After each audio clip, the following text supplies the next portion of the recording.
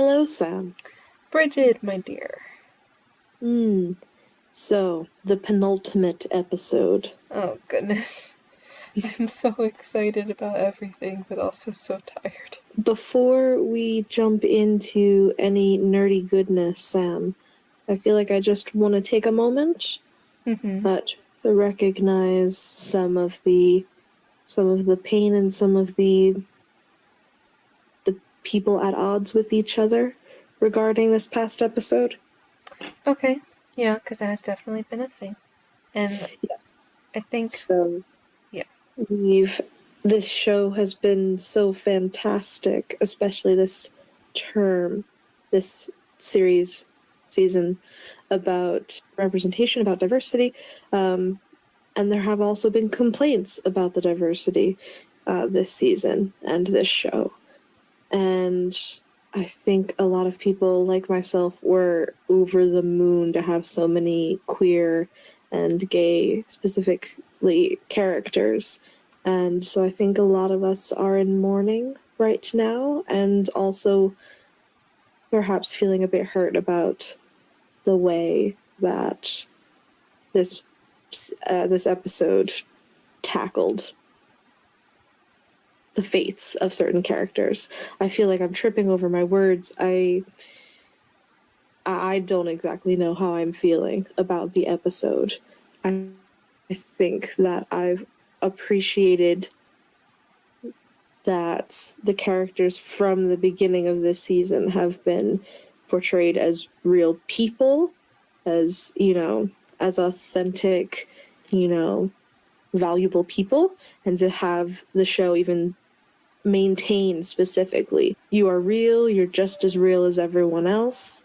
It's something that was so valuable to me, and to have, so many good queer characters, so many that we could even just treat them as regular characters with the same, favors and pitfalls and dangers that every other character faces, I think is really valuable. Yeah, there's room to be upset, and I feel like there's also room to be grateful.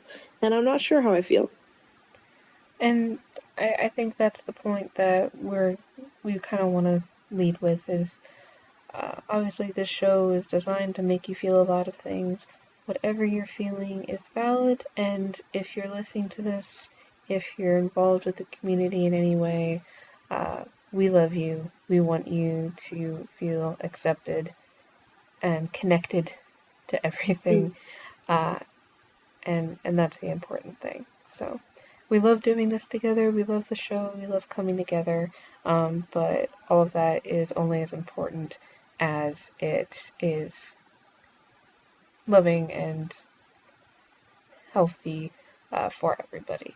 So Yes, that the way you just phrased that, whereas I babbled on for a while. You and your feelings and your reactions to whatever is valid and valuable, even. And I've really not enjoyed, but prized seeing some of the conversation happening, especially on Tumblr, because any person's reaction to this show and to what happens to queer characters in media. Yes, I love you all. I hope we can continue having these conversations. okay then. And speaking of conversations, we have what I assume is going to be a very long one about Yes, long or short, there's a lot to go through. And we do seem to be starting habitually each episode now focusing on the Cardenases and Moloch. yes, because again, we don't know quite where that's going to go. It has to go somewhere because we only have one episode left. But I've really been finding it interesting getting kind of the grounding for each episode in this past case. And these poor small children, just seeing how confused and just upset they look. There is no good way for this story to end. as much as Moloch is trying to create one through sheer will, there's no good way for it to end.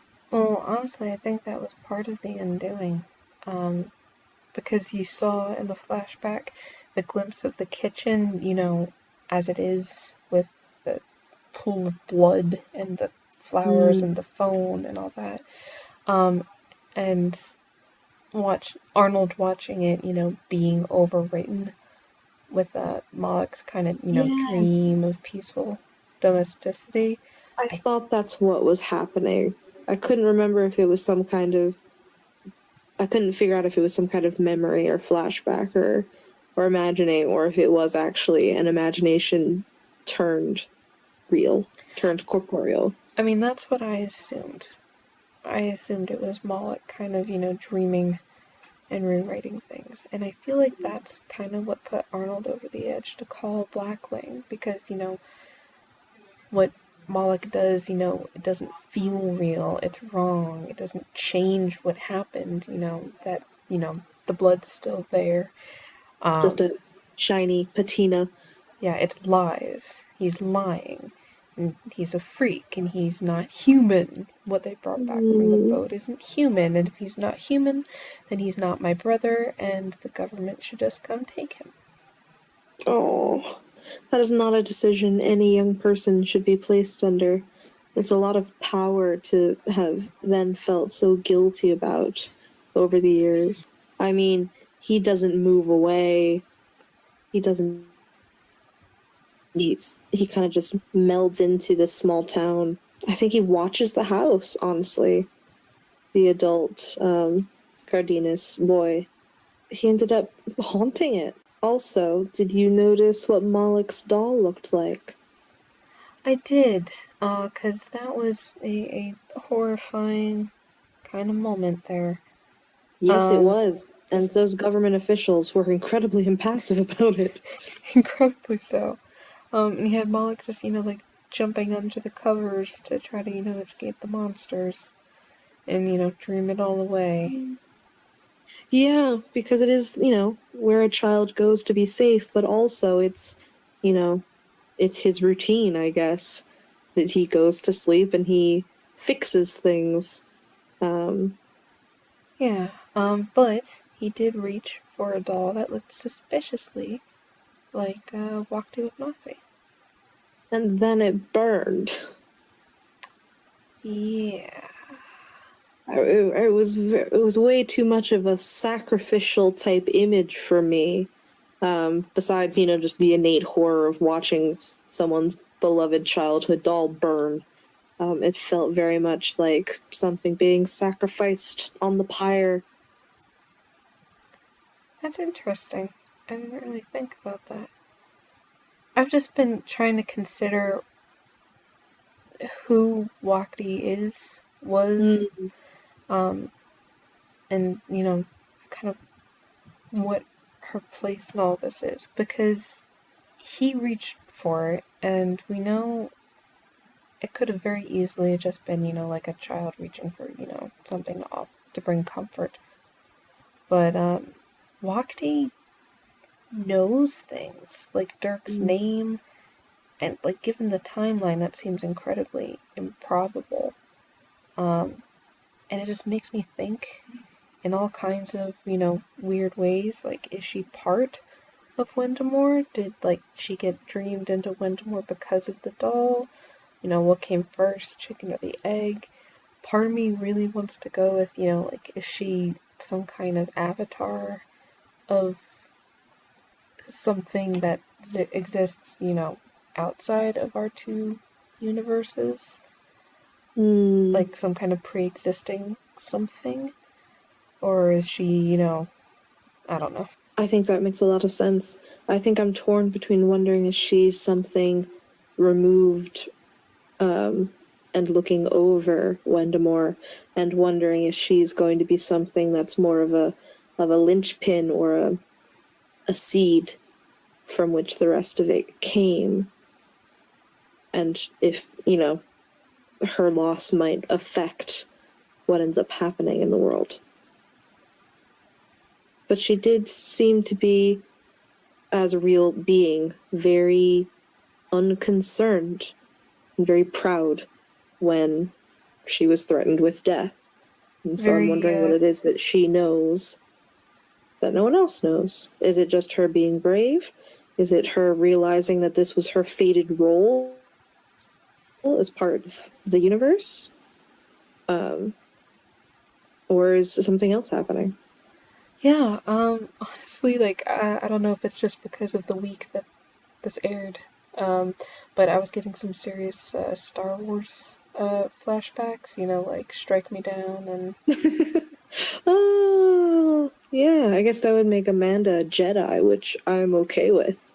yeah, she kind of got her, you know, like 2 seconds of Jedi training before she's gonna go off and blow up the Death Star. So that kind of places Watki in a place where she's aware of the currents of the reality, you know, the force that binds and penetrates and things like that. Exactly. And it also made me think, because my mind was going in weird directions, because we got some stills from the last episode, and one of them, well, stills and the, you know, the next time trailer that involve Todd and Amanda in some kind of black void with Susie. Really? Okay. Yeah, were you not able to see it? I was looking at everything on my phone on the bus with horrible internet connection, so I saw some photos and I didn't see some others. Got it. Yeah, no, if you look at the next time trailer, there's Amanda and Todd are just kind of, you know, in some kind of black nothingness. And Amanda's got her Mandelbrot eyes, which are really cool. And she's just looking at who you believe is Todd, and says, "Stay with me." Oh. And then later at the end of the clip, you see Susie in the same void with a candle, and she just says, "or else," and then like laughs and blows it out. Huh. Oh, well, that's a lot to unpack there. That is a lot to unpack there. I feel like I don't want to veer too far in that direction because who the hell knows what that's going to be. Exactly. But like I said, my mind was wandering, and now I'm just picturing, you know, Force Ghost Wakti, you know, with them in the void, guiding Amanda to, you know, reach her full potential. I think both Susie and Amanda are messing with forces that they both haven't entirely been able to learn, at least not properly. And so I'm wondering what it is that they might be tapping into that maybe Watki would have known not to mess with. We do know that she tells Amanda that, you know, she can't properly do the real world without help. And we know that she used Mona's eyes. And so I'm wondering what kind of liminal void-like space Amanda and Susie might be risking themselves by entering. Now I'm getting Stranger Things like vibes. Everything. Hey, if we have the introduction of, you know, a second universe in this season, and we have a war coming in the next one, maybe it will be a war between universes. Yeah. And my last thing regarding Wakti, in support of my, you know, admittedly very fringe theory, is the fact that they keep bringing up and brought up again in this last episode, the fact that she's snail-like. Yeah. And where do you go with that? for me, I go with she carries her home with her. Like, she doesn't belong to a specific universe, but might, you know, be able to travel. Oh, you're so clever. I love that. Oh, goodness. I was just thinking that people were being, like, xenophobic, but you took it somewhere kind of lovely and interesting. I also wonder if, again, if I talk about, like, the idea of her being a seed, or with your idea of her carrying her home with her, I wonder if there's something there where even if the world is destroyed, there exists a copy or a platonic ideal or something that can be recaptured and restarted. I would love that, honestly, because Yes. maybe what both of us are just trying to get to is we don't believe she's really gone, and we want more of the character. Yes, I have to believe, or I want to believe, that there is some version of many of these characters that endures in some form or another. Exactly, and I feel like we haven't even, gotten the full scope of what Wakti's involvement in all of this is, so I am quite ready to entertain other theories and, see her popping up again. There was even, Definitely. there was one post in particular I was thinking of um, that had a few different collaborators on it that was talking about Wakti and possibly relating her all the way back to the first season and that princess commercial that's still unexplained. Yes. So is her being the voice? Yeah, well, just talking about, like her funny little snail voice and whispering into people's ears about Dirk and just possibly how she could have been pulling the strings from the beginning.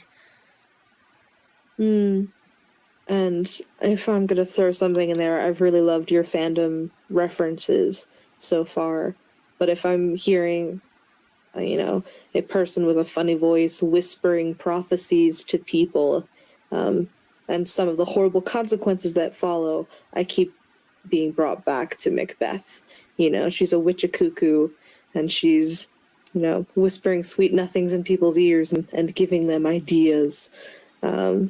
But we've also seen Watki, be very kind and seem to really care about the universe. I think she's definitely an enigma for me. How does she know Dirk? Why is she bringing him into this? Is it part of Moloch's design? Is it her own plan to try to fix things? And why did she pick him specifically? Did she somehow see him through Mona or Moloch's eyes and realize something about him that she valued? I don't know, for he is a normal man of this place here. Verily. Um, well, how about we stop talking about the character who wasn't even in this episode, Oh and god, yeah, damn. and start talking about our group in Wendemore. Okay.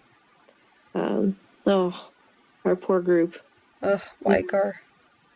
Wygar. Okay, Stop making me say your I name think with we both have sadness. something that we want to tell him. Ugh, what was that?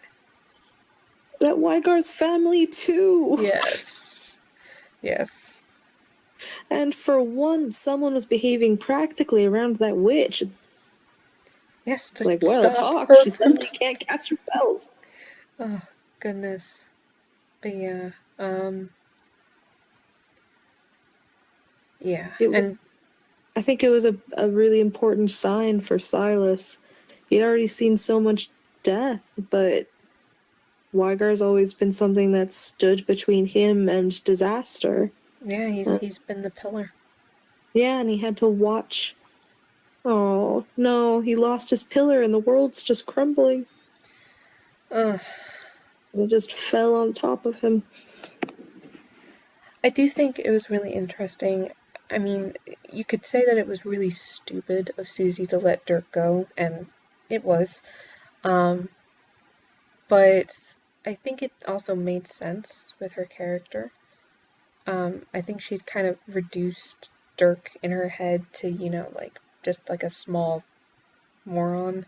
He was the mage's problem. Like, I can't believe the mage was scared of you, and she's moved so far beyond, the mage and the mage's problems.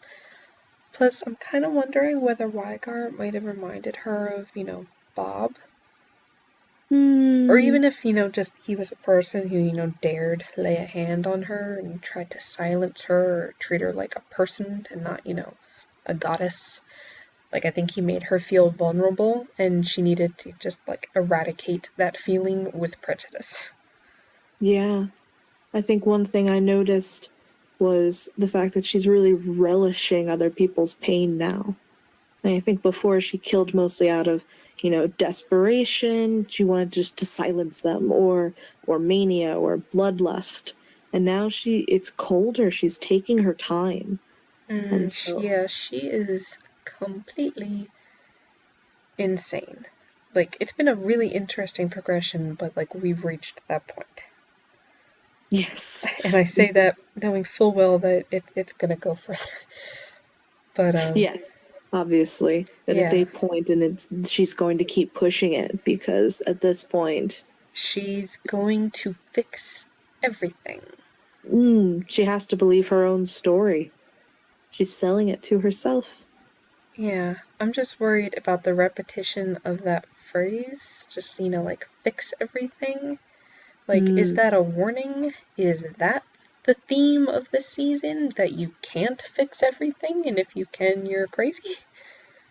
Maybe. I mean, I don't know if you're thinking of repetition as in Todd has also tried using that phrase.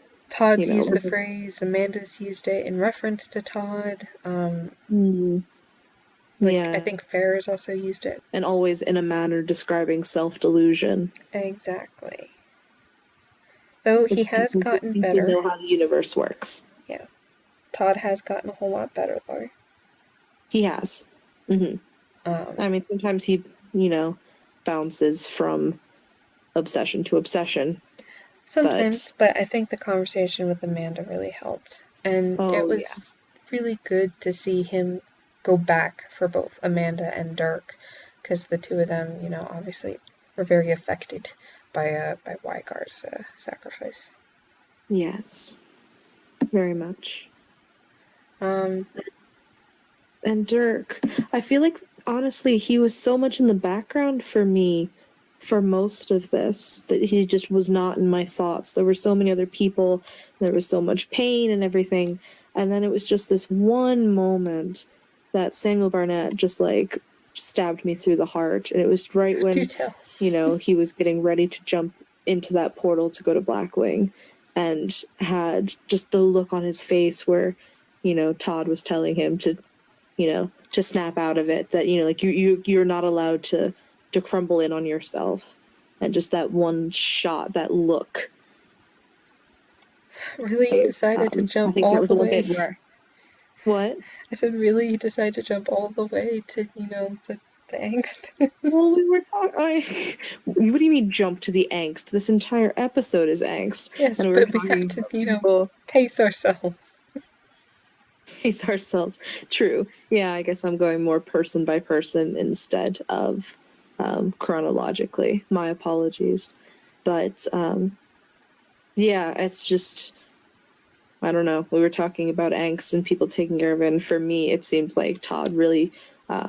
Dirk really blended into the background for most of this. That it was really an episode about other people's pain before kind of snapping back to him. Yeah, just in time for him to take the plunge. Yeah. But it's interesting because this episode did see him with, a support network and a group and everything that he doesn't normally have.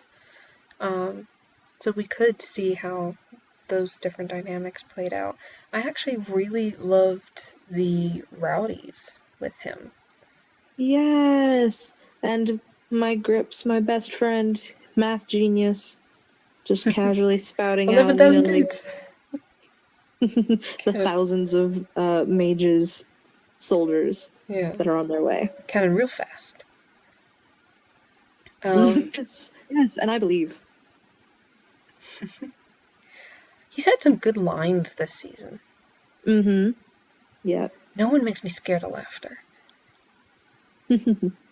But yeah, no, I just love them because they had gone through all that, like, starvation and torture, and they were so ready. Like, they were down for a jailbreak. They were brave. Like, Dirk just volunteered them for his, super strike team.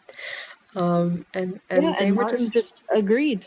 He picked Dirk as the leader. Dirk came up with the plan, and he was like, all right, jailbreak. And they were just okay with it. And Dirk, just he didn't want to be alone. And if there's one thing that, he does acknowledge in the Rowdies, it's their strength, and he was going to, finally have that on his side this time. Yeah. And he was possibly going to have Todd, he was going to have the Rowdies, he was going to come back with an army just like he had in his dreams. All the big badasses on his side, working with him, helping him. Yep. And then having it stripped away again. Again, so he's back to,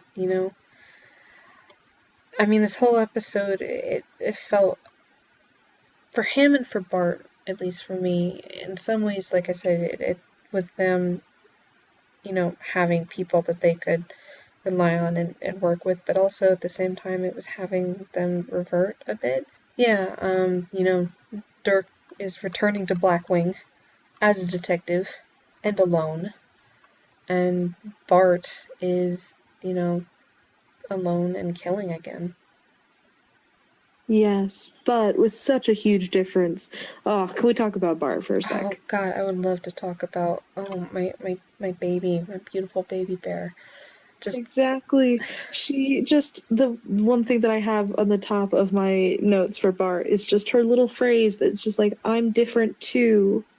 And it just seemed massive to me. That, as much as I love Ken and Bart's relationship, their friendship, that Ken isn't Bart's entire world. She's realized she can continue to make friends that people will value for herself, and other people might value her for selfish reasons as well. And just that she's starting to recognize, to have that awareness, and to realize that, she can continue with or without other people. I don't know. Maybe I'm reading too much into it, but I don't know, that self-awareness. Well, that's always been her thing, is she is very self-aware. She knows what she is, and she just kind of owns it. She may be confused about the world and, all that, but she does her thing. And I loved her scenes in this episode, because honestly, as much as I love everyone, as much as all these characters make me feel things, Bart has, in both seasons so far, had the moments that make me just stop. Really? Yes. In the first season, you had her slowly just picking up a rock and staring down an army with, like, tears in her eyes and, like, a smile on her lips. And it just, oh my goodness, it moved me. And then we had the build-up in the priest confrontation, where just the beautiful creature that she is, like the joy and the care, she was just, she knows that, like Priest said, like, they can't make her do anything she doesn't want to do, but she was worried for Panto, and she just wanted to share with Ken how different she is, because he was so used to the old her, the her before she met him, and yeah, that he's helped her in some ways, jumpstart her own search with herself. I think, as much as I love all of her badass moments, for me, I think the moment that almost, brought tears to my eyes in a silly way, it was just her drawing a picture and dancing.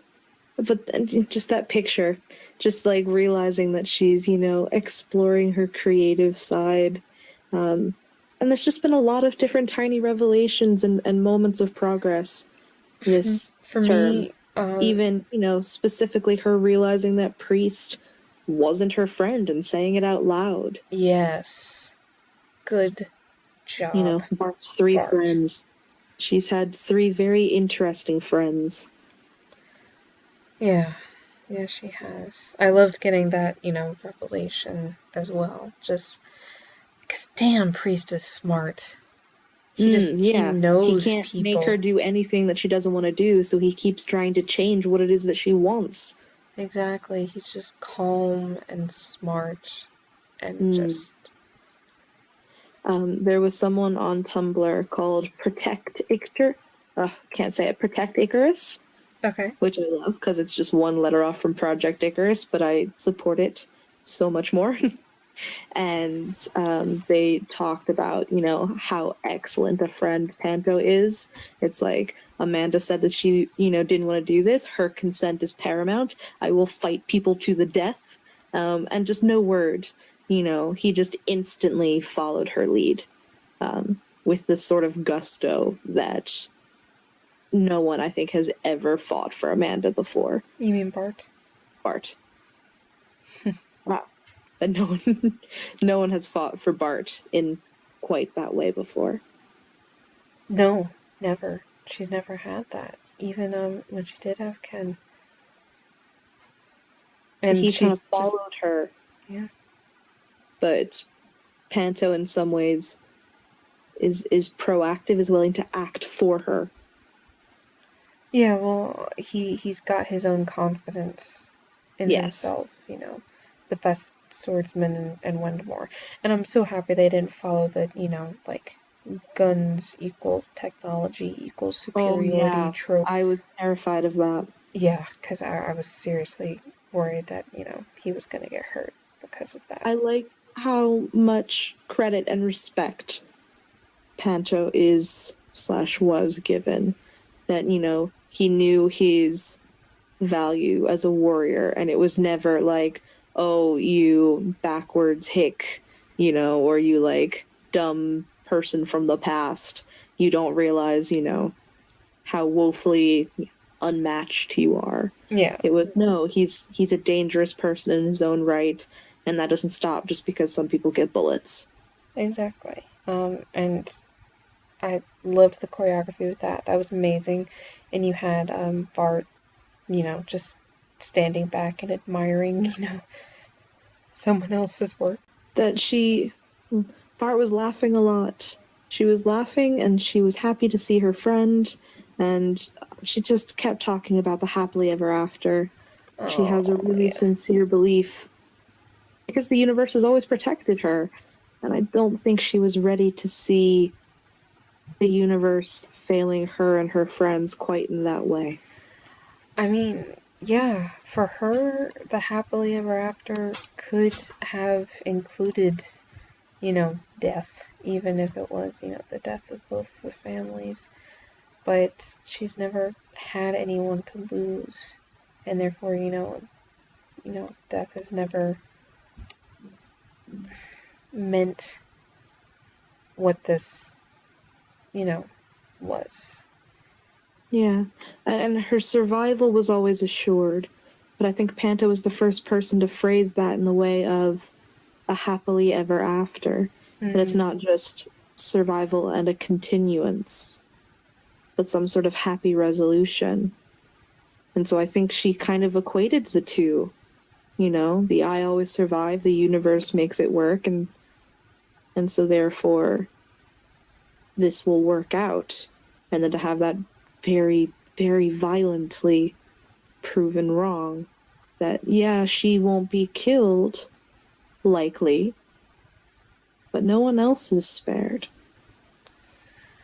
Yeah, and then my other jaw-dropping, moment, just to kind of contrast with, like, the beautiful, kiss the iPad moment before, where yes.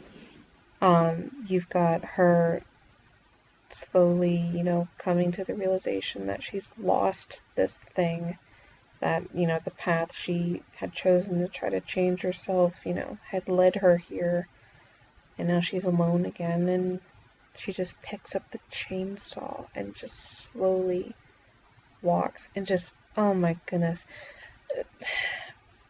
her name is escaping me, but the actress who plays Bart, just, I've never seen a character this vulnerable.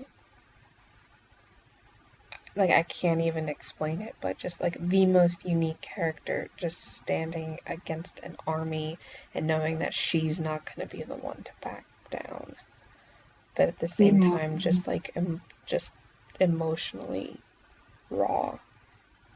And I loved it. I loved it so much.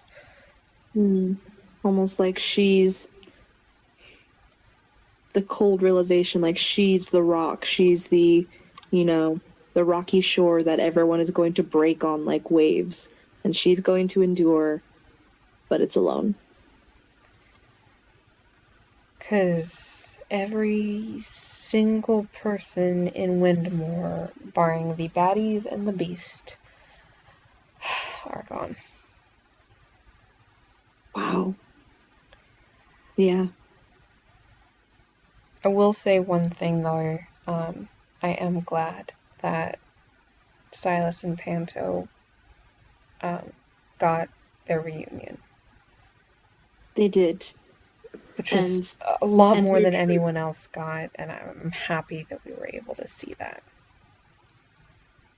I think what I really valued, despite how much more cruel it made it, their end, was that they were able to speak their truth to their family, to hold Yes, hands in front of them, and and just to be. offer a way forward together, no matter what the consequences. They were able to do that together. You ever think about how they might have met? I read this beautiful story. Oh, damn, I can't remember the author. I'll have to put it in the links. But I read this beautiful story about how Silas, kind of wrote out in the cover of Night because he was worried about his family and just needed some air, and stumbled across an injured Panto, thrown from his horse. And they both slowly realize who the other person is, and slowly start to realize also that neither of them want to kill the other, and just seeing how like flushed and also happy and confused the other person was, and it was so sweet. I don't know if you have any ideas, but I love that story, and I'll have to find the author Please and share do. it. I would love to see that, but no, my ideas were never so eloquent. I'm just picturing, them yelling at each other across the way, just, No you Man's know, Land. yeah, across no man's land, just, like, just because you have beautiful eyes. Just like, like first meet each other and just go like, oh dear. And they can't lie, so I'm just picturing them, They're both awful liars. they're both awful liars. So just, like, I don't care if you're, statuesque. I don't care if your cheekbones could cut down this entire army. Yeah. I also just like to picture them getting married. They can't keep each other's names because of, all the fighting that went on between the families. Like, you can't hyphenate that because, who goes first? Is it Trost or Trost Dengdemore? Dengdemore Trost? Like, you can't have that. You can't combine it for the same reason. So I just like to picture that they get married and they decide to adopt the last name Gently, Oh, in honor of, the man who came to save their world and uh, bring about the prophecy that would bring their families together, and also, in the hope that it's prophetic and, yes, and it's gentleness. gentle. Oh, why do you always do this to me, Sam? Cause Why? cause I mean, Oh, that would the prophecy that they both secretly nurtured, and the hope that they took and they made into action to try to fix their world. That would be adorable. I was just going to say something about how maybe they had to go to a couple balls or state dinners or things back before the families turned to war, and like bit of a court intrigue. But I love your wedding idea so much more. you're welcome. It's still could have both, though, some Pride and Prejudice style, dancing and, not being able to be together kind of thing. Oh, now I'm picturing like Pride and Prejudice, but with Bart in like a period gown, just going like, "Oh, I heard about you. Your mom's an asshole." Indelicate Bennett family, or, Okay, I think. Okay, back to I think both. I'd say back to reality, but No, well, I think we both tried to escape somewhere happier. But in either case, I love all of those characters so much. so much. Of course, it wasn't just the nice Windemorians who bit it this episode. No, no, 'Cause damn. yeah, there was a Um, lot of bloodshed. well, yes, but also just our ladies. Our ladies? Yes, Miss, let's arrest that son of a bitch, Tina Taventino, and Miss, I'm not losing 2 fights in 1 year, Farrah Adrian Black. Oh my god. Oh my god, Farrah.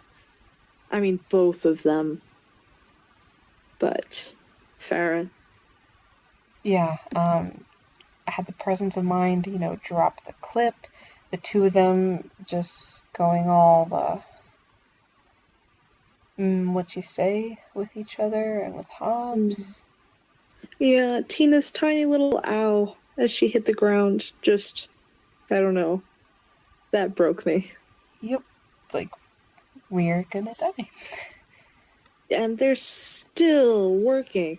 And Farrah's quick actions, realizing that they were being used against each other and literally, like, dismantling her gun, like ejecting Yeah, the cartridge before they could do anything else. yeah, no, obviously she has the presence of mind. It was incredible, and also just really heartbreaking seeing the shots actually land solidly. Yeah, Like, it's not just, a bunch of like pings and, bullets hitting rock quarries. It's they are up the creek right now. yes. In slight good news in terms of, reunions that still turn horribly wrong. I fucking knew it with Hobbs. I knew it. I knew it. You Zombie Hobbs. believed. Not dead. Not dead yet. Oh,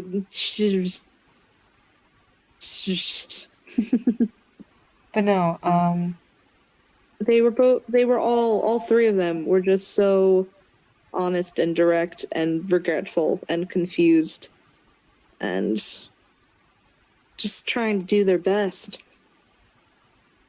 yep, and their best killed the mage. Oh, hell yes. It was such a funny explosion, but it felt good. It did feel good. I've been seeing, and I also felt, so many allusions to, like Eowyn and Lord of the Rings, or what was the other one? Oh, well, we have Macbeth. Oh yes, or Macbeth. No man of woman born. It's like, you're not in Windmore. Which has Didn't even go for like a headshot or anything. Maybe she had learned her lesson with Susie. Just decided, nope, fireball. Yeah, because he can dodge, but can he dodge an explosion? We knew the dynamite was coming in somewhere. That did it. Yeah. Yeah, and I am totally fine with that being the dynamite's use. I love it. I think it's fantastic. It's just got up to some petty mischief and had a petty, petty end. Yeah, I will happily admit that I was wrong about him possibly going on past the season. He didn't go on past the episode. And I'm okay with that. Though now, I'm casting my mind about and I'm wondering who the next, big bad's gonna be. I mean, we still have the wand, We survived the still do have the explosion. wand. And what is it that you just mentioned that I wanted to latch on to? My mind has flown. Oh, just that you're not in Wendemore anymore.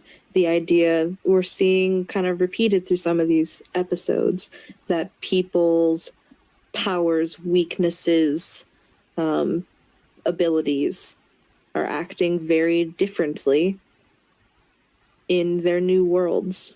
Yeah, the magic in our world, the parabulitis in Wendemore. Mm-hmm. And the idea of fate and prophecy.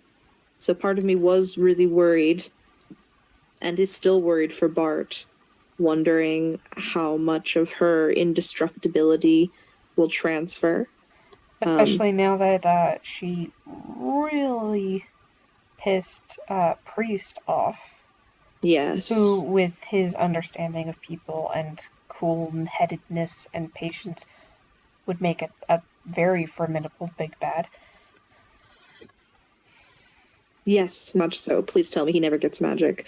But if nothing else, he does have a scary understanding of how things work. He was speaking of chain reactions and, was able to keep a level head almost even when he saw his soldiers dying around him, still trying to get them to de-escalate the situation. Yep, he's very effective, which, again, makes him all the more scary.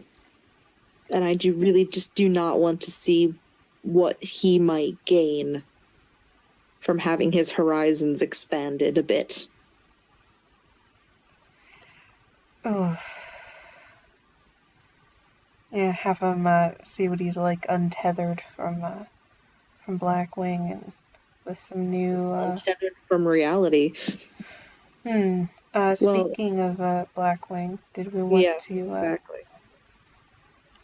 Yeah, because Ken is another person who's cool in a crisis. Yes, Ken's careful voice that he has when dealing with murderous Blackwing subjects. Hearing him speak to Mona, it just felt like the same exact voice when he's like, it just sounds like you're killing people. Like, that just sounds like a murder spree. And it was that same voice when he's just like, please don't do that. Can you stay human for a little bit longer? Yeah, I kind of had the thought. Ken, throughout, this episode, kept bringing up friends. Yes. I was wondering, like, are we not going to have subjects anymore? Are we going to have just friends? Which is partially, I feel, unfair, but also partially warranted. Again, my feelings about him are so complicated. I mean, he honestly has good motivations, and does see a lot of these people in some ways as friends, but he's spent, even with Bart, he spent most of his time, including with Bart, with any Blackwing subject, as a hostage. So yes, he has developed friendships, and yes, I think he does have generally a sense of goodwill towards these people, but it's never been entirely freely given. There's always been coercion mixed in here, and fear. that is a good point. Especially because the way I was viewing it was, he kind of got his current position out of self-preservation. Like, he just wanted to get out of the taxi. And, he's had to, be on his own and, like, work to help himself in the past. But I feel like once he got there, he was so used to Bart and so impressed with her, and he had his own understanding of her and the subjects in a very, like, it's a thing, they're connected to, the thing. I don't want to say like a Riggins-esque understanding, but he But had the belief almost, that went along with it. but yeah, almost that. Like, he has his understanding and his ideas on how he can help them. Like, he helped Bart, introduced her to Thai food and stuff, or whatever it was. Yeah, And they need a a guiding influence or a friendly voice or... And I think he believes that he's one of the few people who can actually understand them and maybe help them like he helped her. And I think he just doesn't see what a slippery slope he's on. Yeah, because that might be true. That they might need his help or that they could benefit from his help. But when that help becomes... He thinks he can change mandated. everything without realizing that the system kind of forms you. Yeah, because as painful as I'm sure it was to have Bart saying, you know, like, this is my new friend now, this is Panto, and we're just gonna go do this thing, and actually I'm not gonna come with you, Ken. I've moved on, in a way. Not that she meant that, but I'm sure it was painful to hear. You know, he was also doing his own emotional manipulation. He was honestly saying, you know, like, you're my friend, but he was also using it as a tactic. It's that strange sort of dual reality where you can have both good intentions and be manipulative and your own interests. Yes. But also that moment when he's just like, priest, this is command. Like, whew. Yeah. And he said something to Mona about being able to help Dirk, to be helpful to Dirk, if, you know, he's able to get with Blackwing under control. And I'm wondering how much loyalty he does have to Dirk. Because he didn't really meet the guy. And like you were saying before, you know, him caring for Blackwing subjects, I'm wondering how much of that does extend to other people. Is it just a matter of keeping himself safe and keeping Bart safe and, you know, keeping the entire process from falling down? Or do you think he would actually go along with some of Dirk's more crazy out there schemes? How far does his belief extend? I'm not sure. I mean, we still see him tethered a bit with Friedkin. And honestly, who let that guy, you know, in the room with Mona? With a gun. Oh, did you see on the door? And I'm guessing it's just, you know, Friedkin's little control room. But there's a tiny handwritten note on the door that says, you know, like, please knock. Yeah. And I'm like, who put it there? Did Mona put it there? Did Friedkin put it there? Who put it there? I need to know.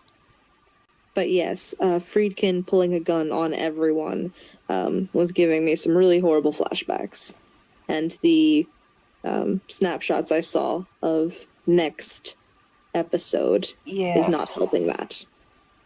Yes. Let's see. We've got Friedkin holding Dirk with a gun to his head. Oi. Dirk bleeding on the arm. And it's been said, like, not sure whether that's, you know, the wound from his kind of sword fight with Silas, or if there's just some new injury to the right side of Dirk's body.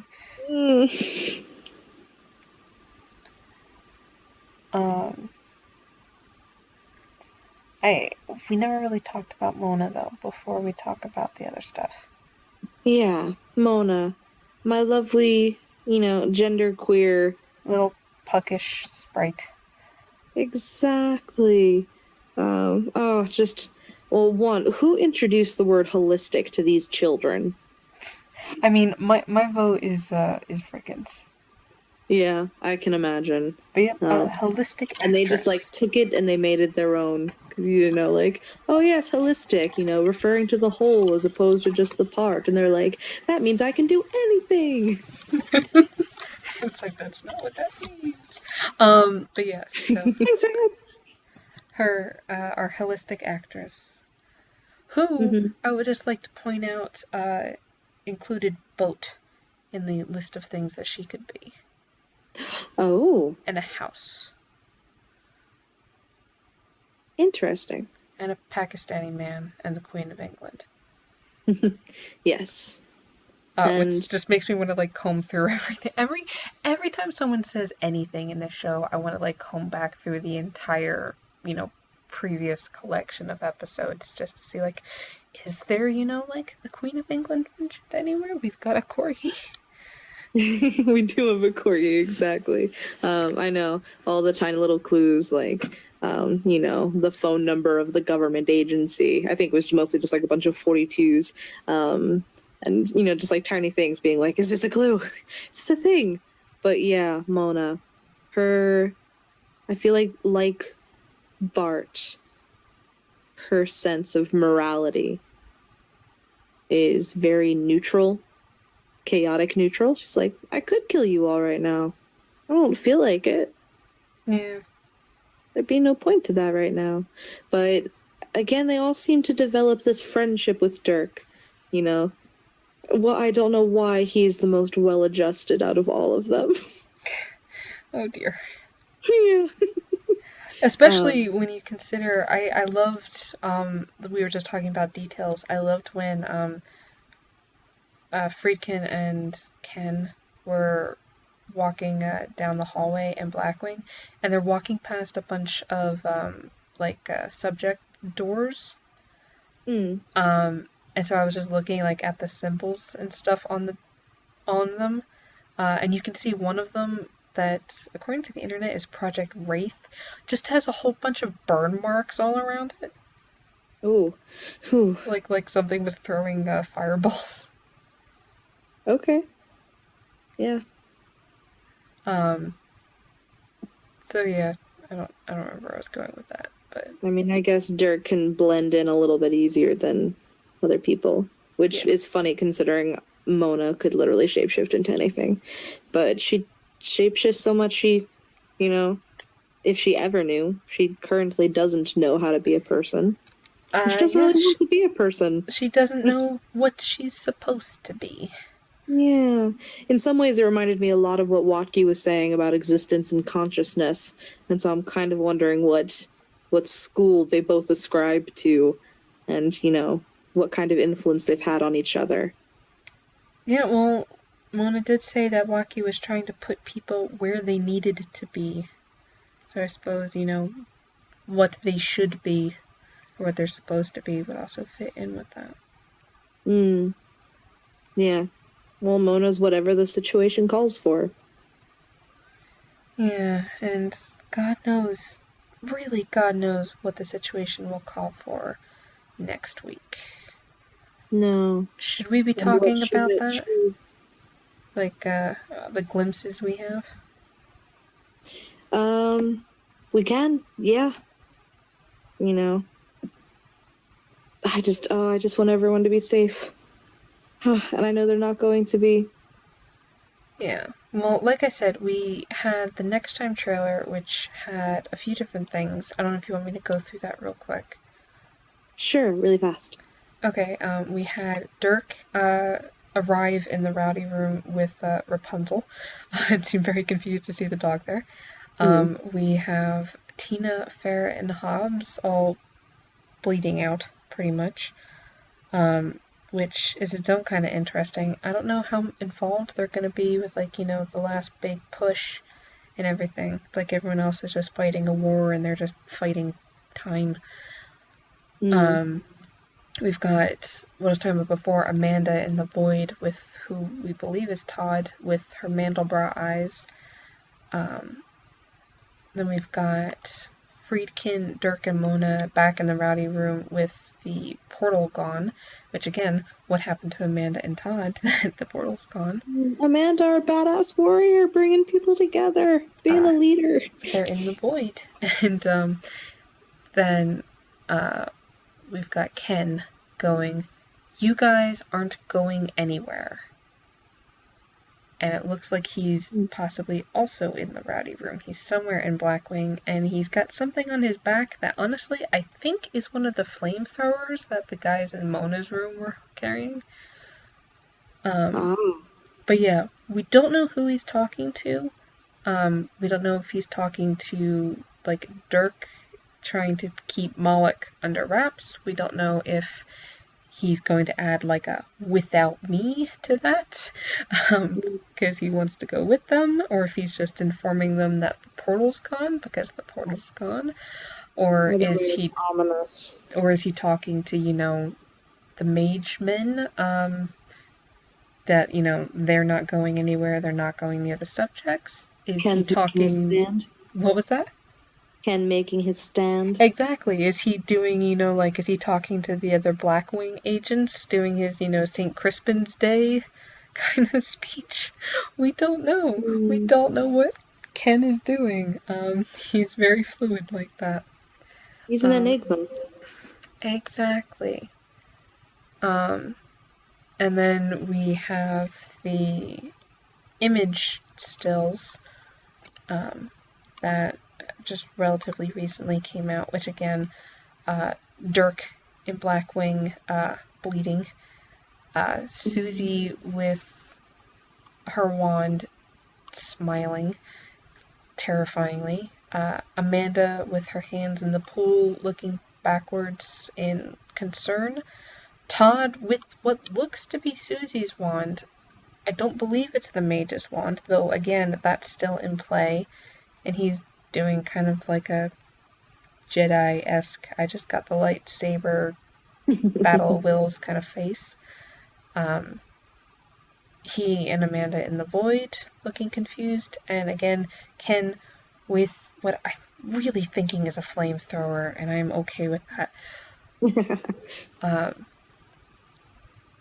And that is what we know. I mean, we can make, speculations until the cows come home, but yeah, I feel like I don't know. That I have absolutely no idea where this is going. Back when it was, like the mage and his little, artisanal evil, I just want to, bother people kind of plans. It seemed so much easier to follow. Yeah. Yeah. I mean, I know there's a lot of hope that whatever ends up happening, a lot of people are going to get revived. I don't know that that's my theory. I like that theory. I would love that theory. But I feel like, it's the denizens of, a weird pocket universe and, a couple people in a weird small town. And I was actually talking with my sister, and when I expressed my skepticism that people are going to get revived, she was pointing out, like, the entire season has been about, saving Wendamore.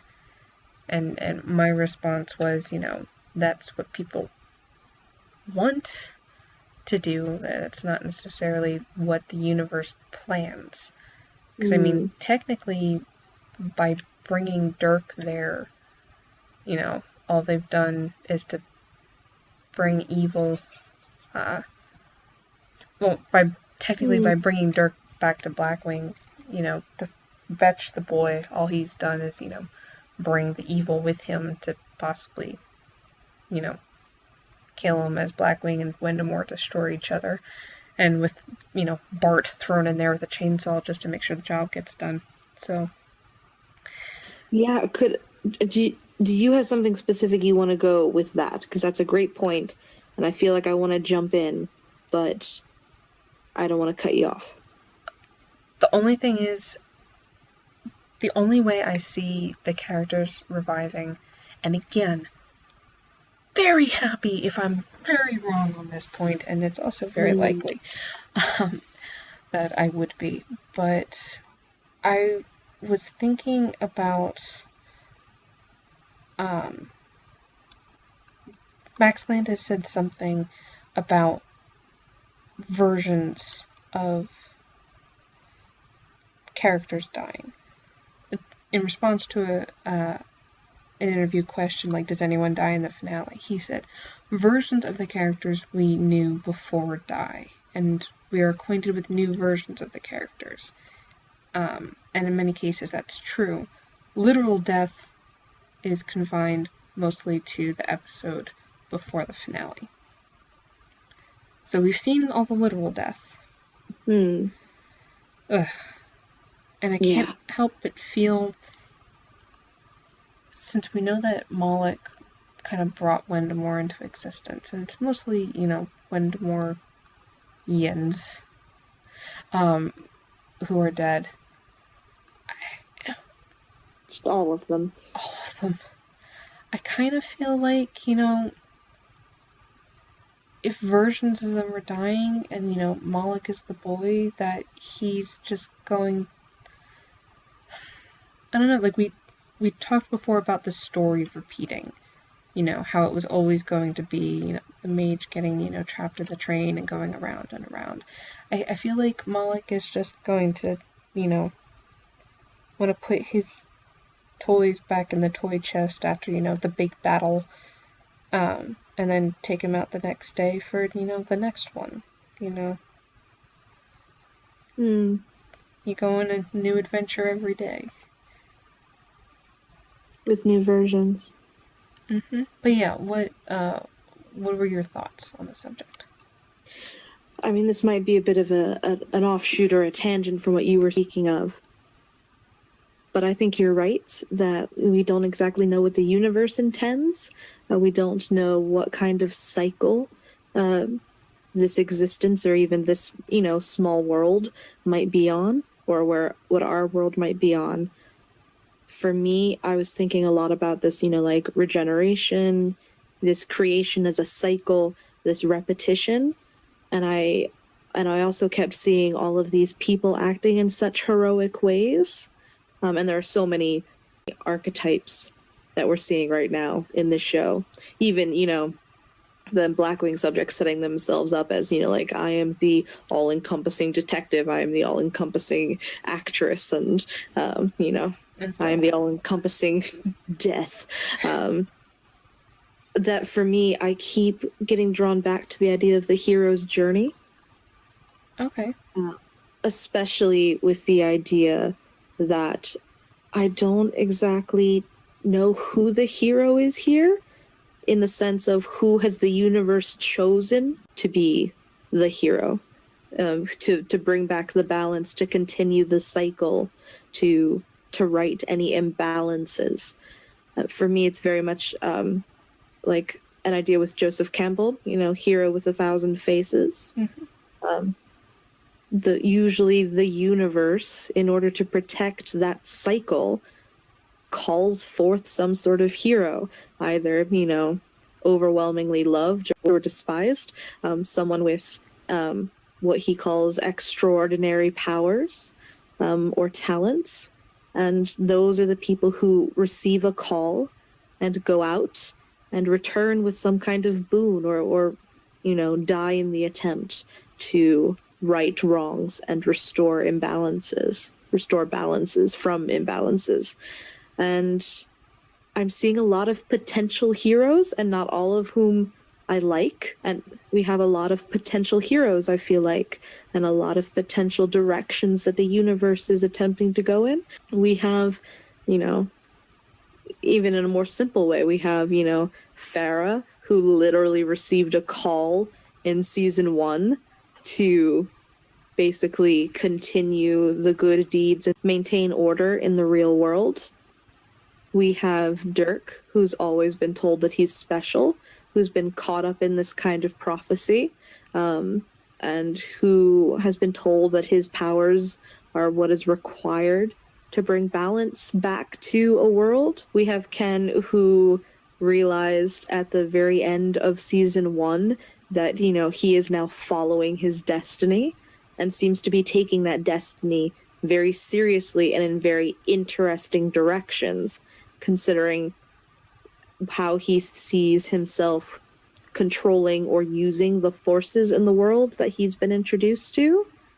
And then we have people like Susie, who seems to be an element of chaos, but also seems to have been protected by the universe, or at least, has remained relatively unscathed, if I can make that argument, who's shaking things up, who is bringing, what seems to be to us death and destruction, but could also be, in a way, deleting unwanted elements of the universe that were never intended to exist. So I'm seeing a lot of people with power, a lot of people with what Joseph Campbell calls, the call to adventure. Yeah, And a lot really, of now that I think about it, every single character, yes, every single character. I mean, even you could pick Amanda. Amanda's been given these gifts, has discovered something of herself, almost to become a leader of armies. I I would say the mage, but we've literally had him explode, so I don't think he's coming I back. don't think so. But Todd is, the everyman who, gets thrust into, the unexpected. You've got, you know, Tina going on a journey of self-discovery and battling her own demons. we have Panto Everybody. and Silas who are fighting the status quo to resolve the problems of their world through love.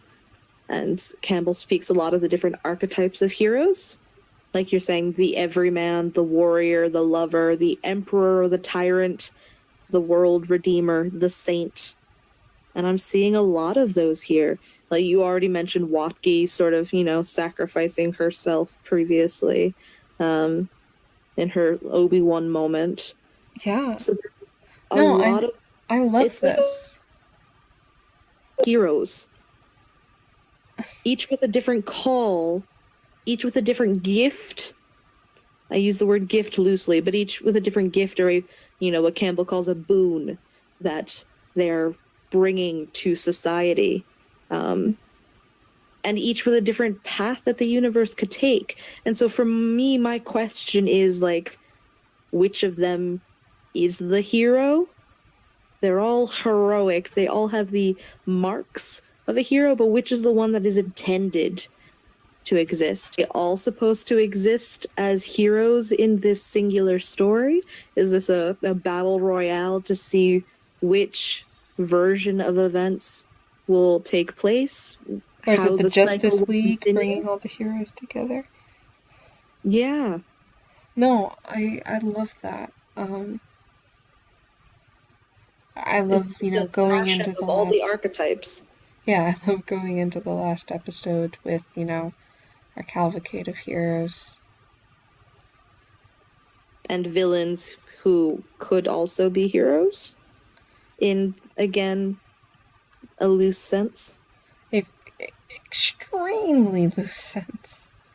The fulcrum on which the universe, is moved. Exactly. Cause yeah, it's all coming Yeah, to a convergence. in a convergence, yes. To use Ken's speak, we have, for better or for worse, what seems to be a lot of patterns and a lot of cycles breaking in unprecedented ways. So I'm wondering how much of the story, and we've also been speaking of stories, of narratives this whole season, and I'm wondering how much has the narrative been broken, who maybe, including the boy as Malik, who were meant to be heroes that were overwritten or diverted, who are acting in the world who weren't supposed to have as much influence or power, where the universe or universes were actually meant to go and how they're colliding. Honestly, I just have more questions, but for me, it's gone in that sort of heroic vein. No, I love that. I mean, and if we've learned anything, it's that, even with the finale, there will be plenty more questions to come. But if it's okay with you, I kind of want to end with one more interview question and answer from that interview that I mentioned earlier. Please. So, the question was, Season 1 ended with the main characters in desperate straits one way and another. How does the end of Season 2 compare to that? And according to Max Landis, I would say that there is an element of Season 2 that is very, very thematically similar to that.